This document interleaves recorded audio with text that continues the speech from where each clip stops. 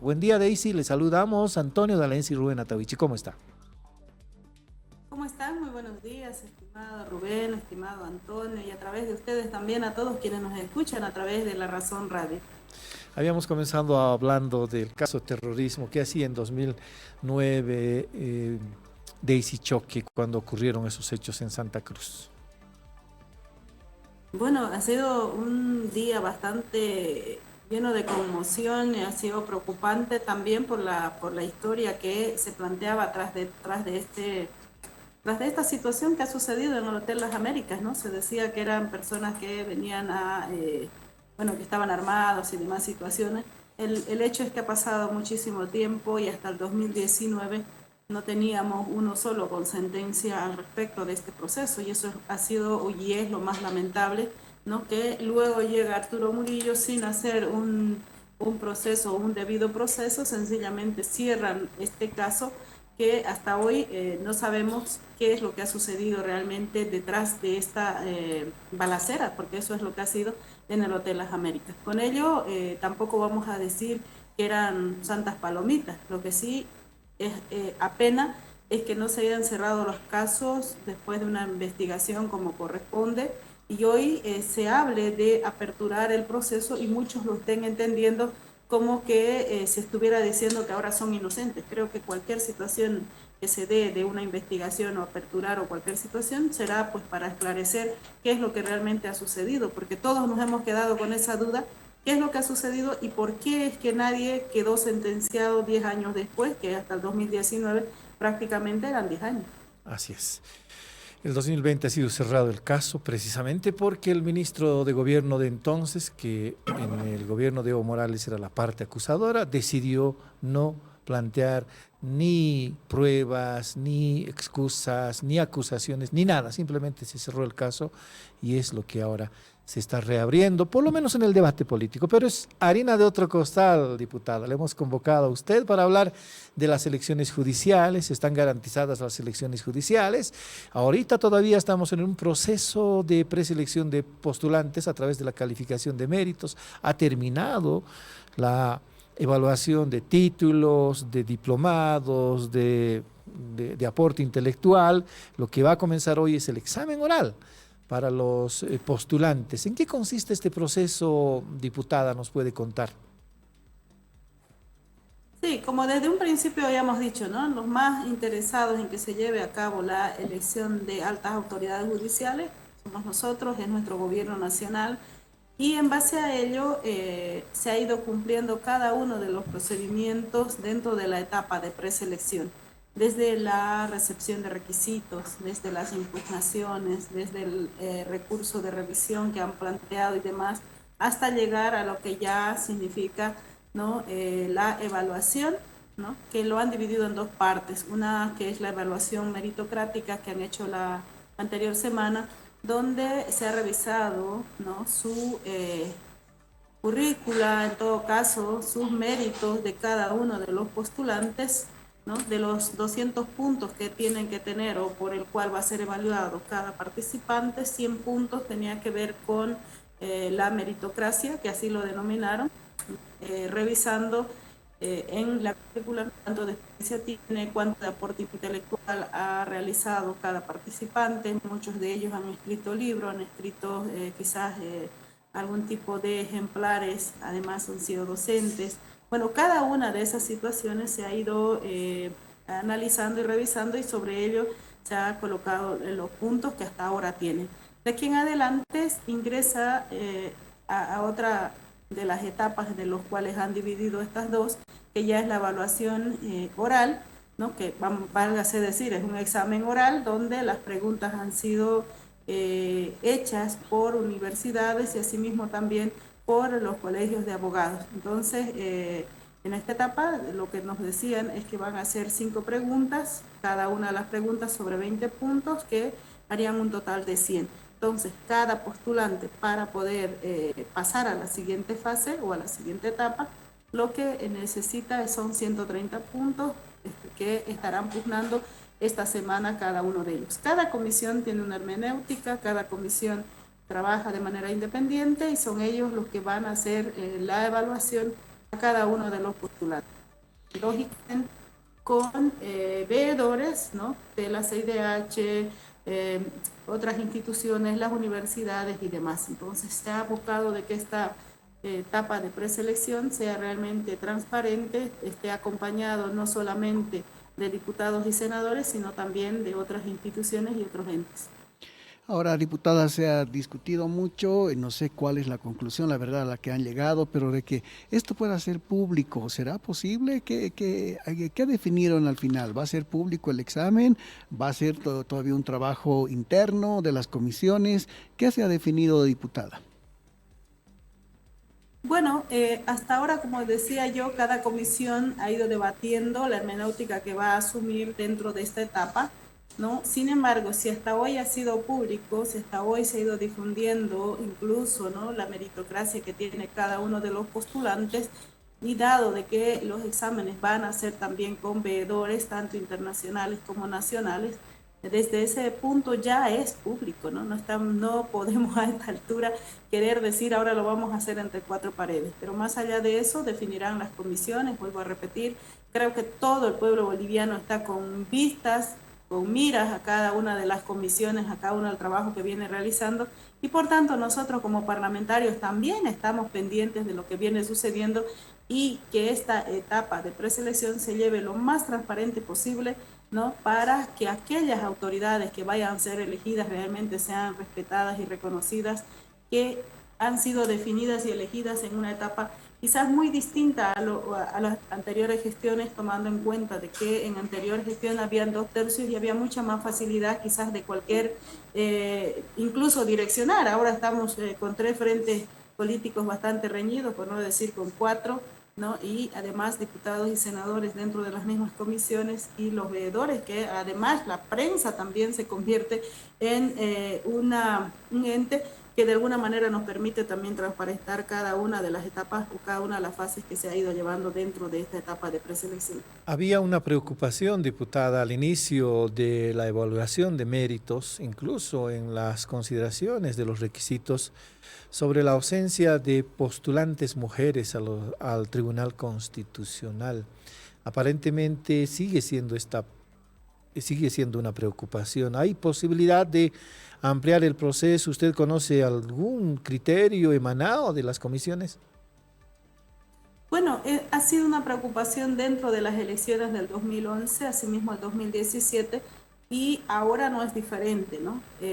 Lamentablemente quizás las mujeres hemos entrado mucho después a entrar a carreras de obtener este tipo de espacios, con lo cual tenemos desventaja.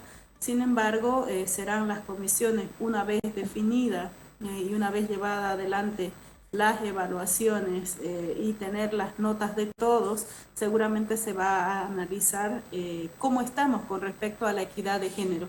A partir de ahí se tomará alguna posición, definición o decisión, pero esto, vuelvo a repetir, será en sesiones y en análisis de las mismas comisiones.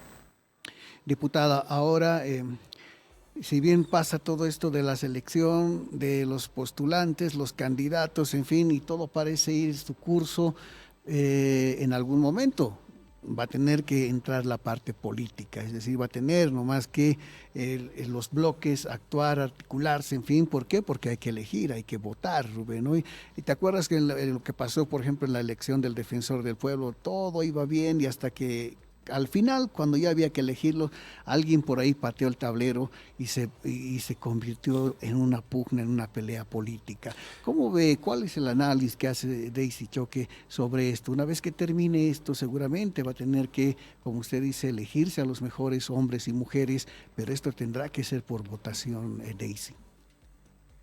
Claro que sí, la sentencia constitucional que ha emanado el Tribunal Constitucional nos establece de que cada una de las aprobaciones tiene que ser por 2/3, tanto en las comisiones, asimismo también en la Asamblea Legislativa Plurinacional, que seguramente una vez que se lleve a cabo la convocatoria habrá que trabajar para conseguir esos 2/3. Ciertamente eso va a ser la dificultad, ya que el movimiento de socialismo solo no tiene 2/3, más aún tomando en cuenta de que hay grupos que están aliados con Creemos y Comunidad Ciudadana. Esto va a ser tal vez mucho más interesante esta etapa, donde ya se tiene que aprobar el informe, ¿no?, en la Asamblea.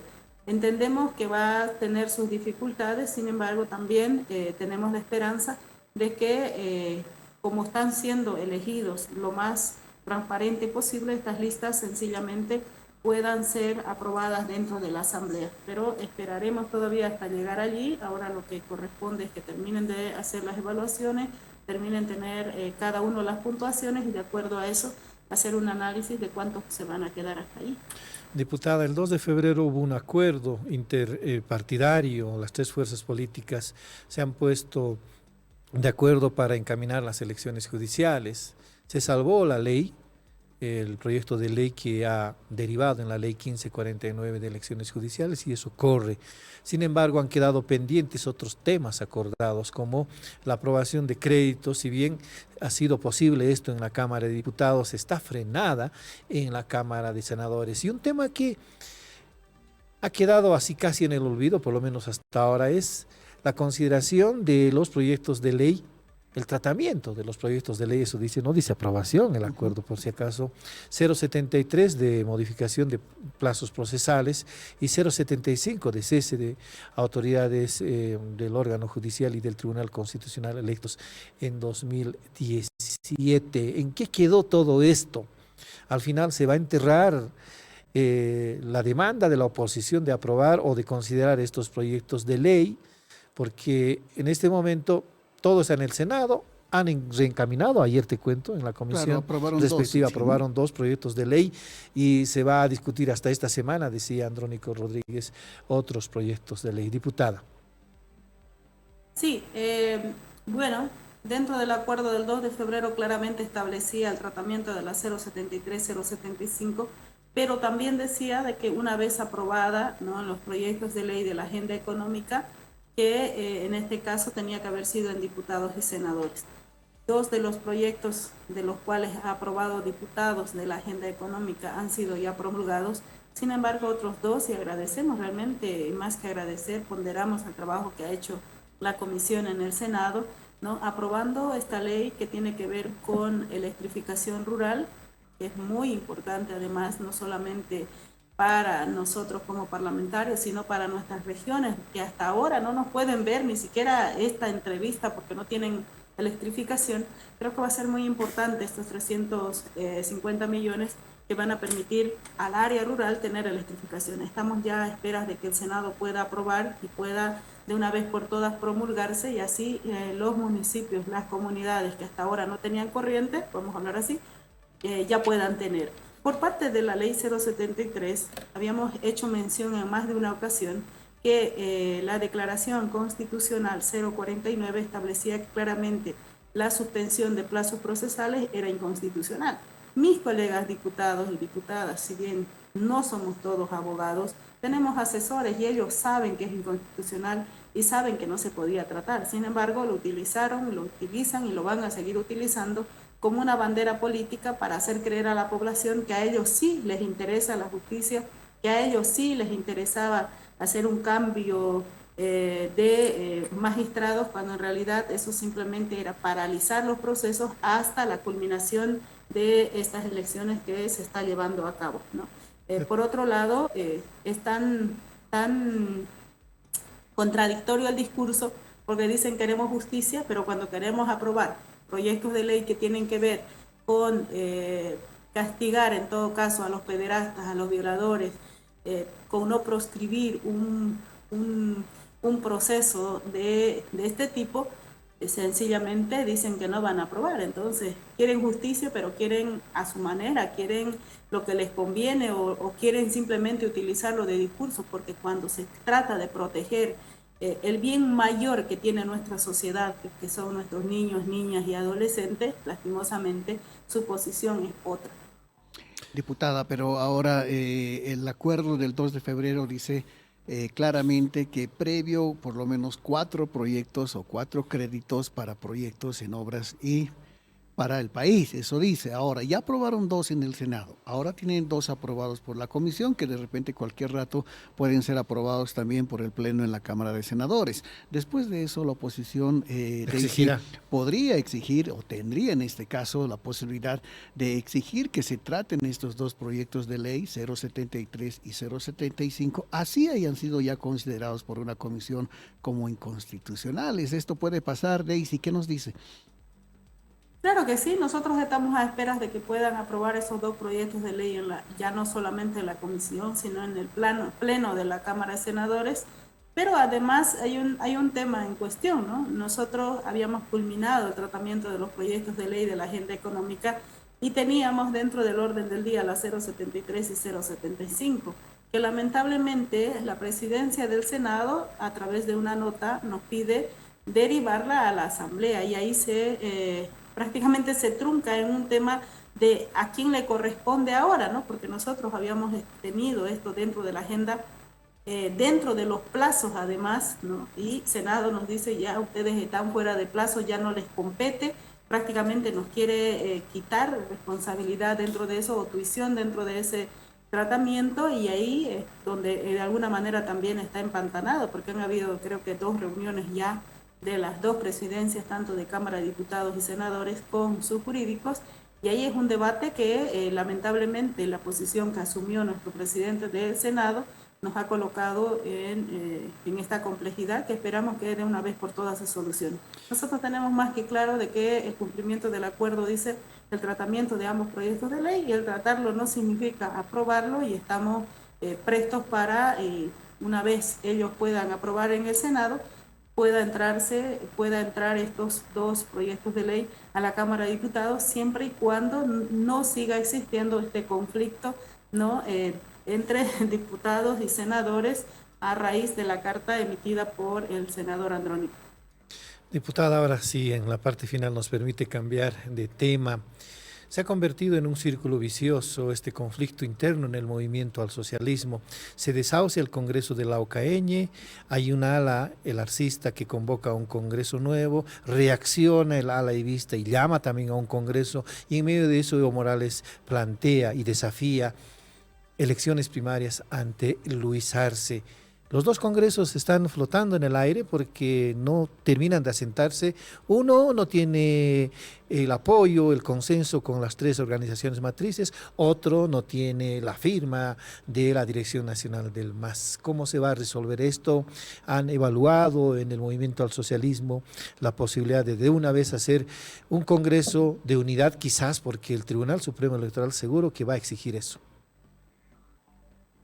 Habíamos dicho, querido Rubén, querido Antonio, desde un principio a través de los medios de comunicación, de que el Congreso de la UCAeñe desde la misma convocatoria ya tenía vicios de nulidad que no podía tapar ni el Tribunal Supremo Electoral ni nadie que conoce la parte orgánica y de cómo se maneja y cuál es la hermenéutica del instrumento político más IPCT. En ese marco, el Tribunal Supremo dio plazos para poder presentar una nueva directiva. Sin embargo, la Dirección Nacional no, vamos a decir así, no le dio la gana de plantear una nueva convocatoria, a raíz del cual nuestras organizaciones matrices, fundadoras, los padres, los dueños de esta empresa, si queremos llamar así, ¿no? Se preocupan porque no van a perder toda su inversión, todo su trabajo de muchos años en crear un instrumento, y plantean o mandan 3 cartas a la Dirección Nacional pidiendo reunirse, consensuar para una nueva convocatoria. Al no ser escuchados, incluso se han planteado y se han entregado estas cartas con notaría y de fe pública y demás, al no ser oídos estos, ellos se autoconvocan como confederaciones, ¿no? Juntamente con todas las organizaciones matrices y sectores sociales que han apoyado y acompañado a este instrumento, y plantean una convocatoria. ¿Cuál es la diferencia entre una convocatoria y la otra? La convocatoria hecha por Evo Morales solo tiene firma de unos cuantos miembros de la Dirección Nacional y no así de ninguna organización fundadora. Sin embargo, la convocatoria realizada por nuestras confederaciones tiene las 3 organizaciones matrices reconocidas en el artículo 10 del Estatuto orgánico del MAS-IPCP, ¿no? Donde reconoce Única, Interculturales y Bartolina como fundadoras. Cumple el artículo número 13 del estatuto, ya que está hablando de que la dirección en consenso con las organizaciones. Y cuando hablamos de la dirección no solamente es Evo Morales, la dirección son 14 miembros inscritos en el Tribunal Supremo Electoral, de los cuales 6, incluida la Secretaría de Organización, firma junto a las 3 organizaciones matrices. Entonces estamos hablando de que si el Tribunal Supremo Electoral hace un análisis de quién tiene una mayor legalidad y legitimidad, estamos hablando que debería llevarse el Congreso 3, 4 y 5 con el acompañamiento del Tribunal Supremo Electoral en el alto. Sin embargo, en la evaluación de los requisitos exigidos para la convocatoria al Congreso, el Tribunal Supremo Electoral, a través de su Cámara, su Secretaría de Cámara, ha observado que la convocatoria del MAS no consigne las 14 firmas de la Dirección Nacional, solo consignó 8. ¿No cree usted que va a pasar lo mismo con la mitad de la Dirección Nacional en el lado del Pacto de Unidad? Sí, estaríamos hablando de que los dueños de este instrumento son los 3 entes orgánicos, ¿no? Los cuales el 100% está firmando en la convocatoria al Congreso del Alto. Sin embargo, vamos a ser muy respetuosos de la determinación que tome en este caso el Tribunal Supremo Electoral, ya que ambas convocatorias han sido observadas y entiendo que nuestras confederaciones también han subsanado cada una de las observaciones. Entonces, dentro de una organización, sabemos que quien se hace cargo de una convocatoria, quien se encarga de hacer y encaminar y demás, es la Secretaría de Organización, el cual está firmando juntamente a las organizaciones matrices. Si hablamos de un 100%, la convocatoria a la UCAeñe tiene, la convocatoria al Alto tiene más del 50%, por tanto, debería ser tomada en cuenta.